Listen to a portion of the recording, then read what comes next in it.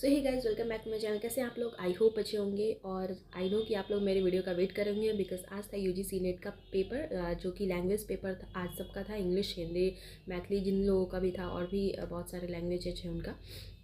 तो आज उनका पेपर था, तो आज बात करेंगे कि पेपर का लेवल क्या था, पेपर 1 कैसा रहा, पेपर 2 कैसा रहा। तो सबसे पहले तो मैं आके एग्ज़ाम देकर आई, उसके बाद सो गई थी, तो अभी जस्ट मैं उठी हूँ और ये चाय का कप मेरे हाथ में देख के आप समझ सकते हैं।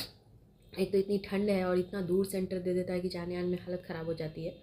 बट ठीक है, बात करते हैं कि पेपर का लेवल कैसा था। तो देखिए, जो लास्ट ईयर के कंपैरिजन में पेपर का लेवल मुझे इस बार पेपर 1 इजी लगा, पेपर 2 ज़्यादा टफ लगा मुझे।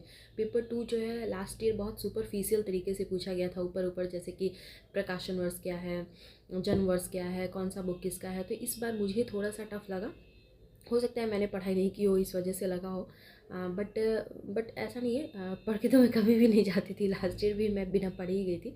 बट एक होता है ना सुपरफिशियल तरीके से, अभी अगर आप एक बार देख लिए तो आप जाके एग्ज़ाम दे सकते थे। तो मतलब रिज़ल्ट मेरा तो आ जाता था अगर मैं ऊपर से भी पढ़ के जाऊँ। बट इस बार मुझे थोड़ा सा टफ लगा क्योंकि इस बार जो है ना, जो क्रम में बिठाने वाला ज़्यादा प्रश्न पूछा गया था।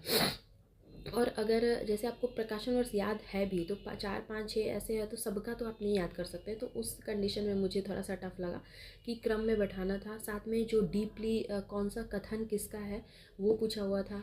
उसके अलावा जैसे कौन होता है ना, बीच का लाइन भी है, पंक्तियाँ, वो सभी कुछ ज़्यादा क्वेश्चन पूछा हुआ था। तो मुझे थोड़ा सा ओवरऑल टफ लगा पेपर। हालांकि मैंने एग्ज़ाम दिया है, अच्छे से बना के दिया है, एलिमिनेट कर के दिया है। बट फिर भी एक होता नहीं कि मुझे, ठीक है यूजीसी नेट तो मतलब मेरा नेट तो क्लियर हो जाएगा, लेकिन मुझे जेआरएफ चाहिए था क्योंकि नेट तो मैंने ऑलरेडी क्वालिफाई किया हुआ है। तो मुझे जेआरएफ चाहिए था। तो उस हिसाब से देखा जाए तो I am not satisfied with my paper, क्योंकि जेआरएफ के लिए जितना बनाना चाहिए था, मतलब एक होता है ना अंदर से कॉन्फिडेंस आता है कि हाँ मेरा तो जेआरएफ आ रहा है, तो वैसा कॉन्फिडेंस नहीं आ रहा है।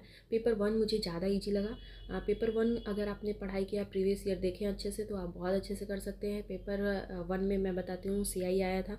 डीआई बहुत ईजी था। मुझे समझ में नहीं आया था कि सच में इतना ईजी डीआई है या फिर मैं गलत बना रही हूँ, क्योंकि वो देख के ही डेटा समझ में आ जा रहा था।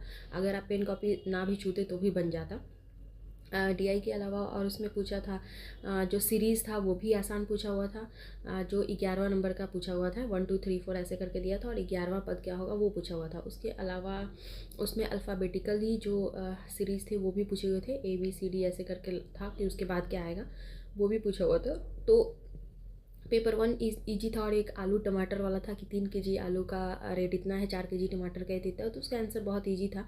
आप मतलब मुझे वो प्रोसेस वाइज मैंने डायरेक्ट आंसर ऑप्शन से बना दिया, तो 10 रुपये kg टमाटर आ रहे थे। वैसे ही और भी क्वेश्चन है इसी टाइप के। तो पेपर 1 मुझे ज़्यादा अच्छा लगा। और जिनकी भी नेक्स्ट एग्ज़ाम है अभी हिस्ट्री वालों की, तो मैं बता दूं कि जो भी यूनिवर्सिटी लेटेस्ट हैं, कौन कौन सी यूनिवर्सिटीज़ हैं, उनको आप बहुत अच्छे से देकर जाइए। और एंशिएंट यूनिवर्सिटीज़ में नहीं पूछा गया था। इसमें जो है ना, ओपन यूनिवर्सिटी कौन कौन से हैं उनको क्रम में बिठाना था कि कौन कौन से यूनिवर्सिटी ओपन यूनिवर्सिटी है, और उसको आपको बैठाना था कि पहले कौन बना, फिर बाद में कौन बना, फिर वैसे। तो इसमें प्रकाशन वर्ष नहीं दिया था आपको, बस यूनिवर्सिटी के नाम दिए थे। उसके अलावा कर्नाटक यूनिवर्सिटी, पंजाब यूनिवर्सिटी, ये सब इस टाइप के प्रश्न आपको ज़्यादा बन रहे हैं, तो वो आप करके जाइएगा। स्क्वायर ऑफ ऑपोजिशन से था पेपर 1 में क्वेश्चंस, तो ये भी ठीक था। मतलब बहुत ऊपर ऊपर तरीके से था। मुझे पेपर 1 ज़्यादा इजी लगा। हाँ, आरसी रीडिंग कॉम्प्रीहेंसन भी बहुत ज़्यादा इजी था। दोनों पेपर का रीडिंग कॉम्प्रीहेंसन इजी था, पेपर 1 और पेपर 2 दोनों में का इजी था।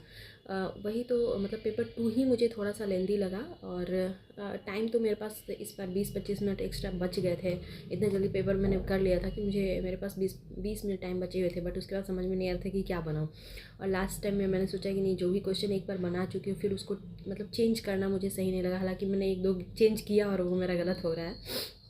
तो वैसे ही एलिमिनेट प्रोसेस का आप यूज कीजिएगा, एलिमिनेशन मेथड का, तो आपके पेपर बन जाएंगे। जैसे 4 5 है तो उसमें से आप 1 2 भी अगर आप जान रहे हैं तो आप उसको क्लिक करेंगे और आपका वहीं से आंसर बन जाएगा। तो अगर स्टार्टिंग से देखिएगा तो आपका नहीं बन रहा है, तो आप पीछे से देखना शुरू कर दीजिए, तो आपका बन जाएगा। तो मुझे ओवरऑल पेपर, मेरे अकॉर्डिंग मुझे लगता है कि पेपर का कट ऑफ, क्योंकि एक ही शिफ्ट में है, तो पेपर 1 अगर जिन्होंने अच्छे से कर लिया, जैसे अगर आउट ऑफ 50 अगर 30 किसी ने ले आया, तो उसका इजीली पेपर 2 में आ जाएगा 50। तो दोनों मिला के आपका यूजीसी नेट क्वालिफाई हो जाएगा।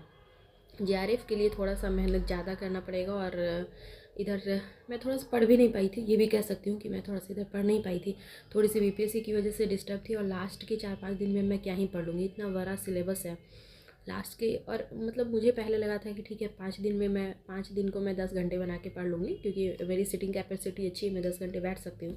बट वो हो नहीं पाया। एक होता है ना अंदर से जो मोटिवेशन आता है, वो नहीं हो पाया। लास्ट टाइम पे खुद भी लगने लगता है ना कि 5 दिन पढ़ के आप जेआरएफ तो नहीं ले सकते हो, इतनी तो मैं महान हूँ नहीं।